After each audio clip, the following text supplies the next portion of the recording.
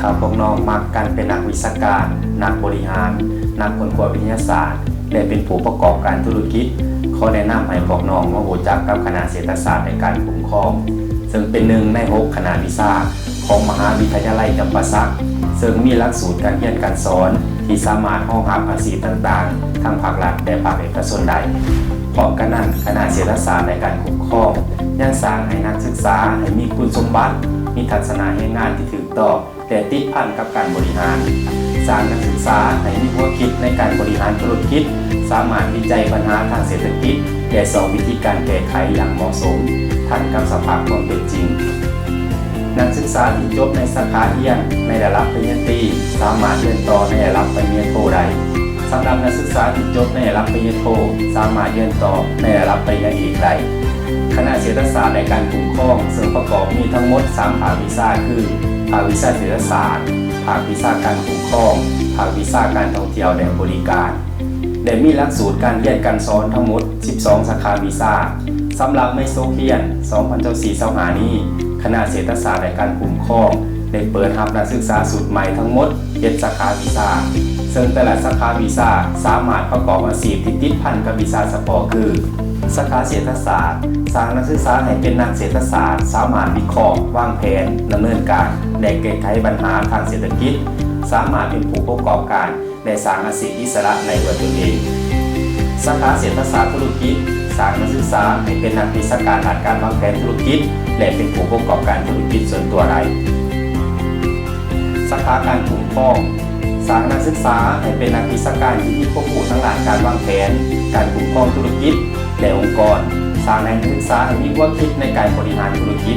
สามารถวิจัยปัญหาทางธุรกิจและสอนวิธีการแก้ไขอย่างเหมาะสมและทันกับสภาพความเป็นจริงสาขาการตลาดสร้างนักศึกษาให้มีความเข้าใจในลึกซึ้งต่อบทเรียนหลักการการบริหารทางการตลาดสามารถนำใส่ทฤษฎีหลักการการบริหารการตลาดเขาในการวิเคราะห์และประเมินสภาพแวดล้อมก่อนการดำเนินธุรกิจได้อย่างถูกต้องพร้อมกันนั้นนักศึกษายังรู้แหล่งข้อมูลข่าวสารทางเศรษฐกิจและการตลาดในทันกับสภาพการสามารถนำใส่เครื่องมือและเทคนิคที่ทันสมัยเขาในการบริหารธุรกิจในยุคที่มีการแข่งขันเพื่อให้มีประสิทธิผลที่สูงขึ้นสาขาการบริหารการท่องเที่ยวสร้างนักศึกษาให้กลายเป็นบริหารธุรกิจหลักการบริหารการท่องเที่ยวให้มีคุณภาพที่สูงขึ้น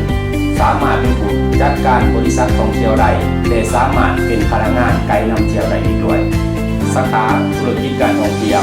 นักศึกษาที่เรียนจบในสาขานี้สามารถเป็นผู้ประกอบการธุรกิจการท่องเที่ยวโดยตนเอง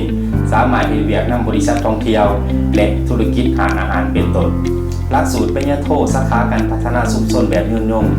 สร้างนักวิชาการให้เป็นผู้ที่มีความรู้อย่างลึกซึ้งทางด้านทฤษฎีด้านการวางแผนการวิเคราะห์อย่างเป็นระบบด้านการพัฒนาที่ยืนยง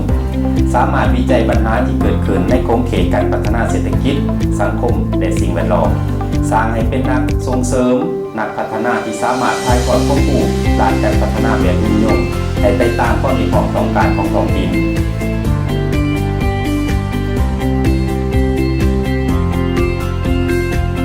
สวัสดีข้าพเจ้าซื้อนางลำไยพันธาสุนทรปัจจุบันข้าพเจ้าทำตำแหน่งเป็นหัวหน้าสาขาอยู่ธนาคารอิสดาเราจำกัดสาขาจำกัดสาขาผู้จัดการเนาะทั้งเป็น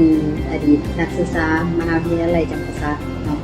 คือว่าข้าพเจ้าได้ศึกษาเรียนอยู่ที่นั้นนักเรียนเหมือนว่าเป็นนักศึกษาหลุนทันยิตเนาะ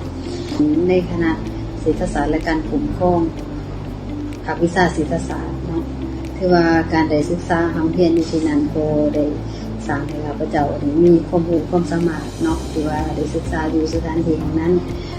จนได้เป็นสิ่งหนึ่งที่ว่าผลักดันให้ข้าพเจ้าได้เขาเฮ็ดเวียกอยู่นำธนาคารอิสราสาขาจำกัดตั้งแต่ข้าพเจ้าได้เรียนจบมาเนาะคือว่าได้นำใส่ความรู้ความสามารถที่ว่าได้เรียนอยู่สถานที่แห่งนั้นจนมาฮอดปัจจุบันนี้เนาะนำใส่เข้าในการประกอบอาชีพจนฮอดปัจจุบันนี้คือว่าสถาบันดังกล่าวได้สร้างให้ข้าพเจ้ามีความสามารถเนาะสำหรับในปีนี้เนาะถือว่า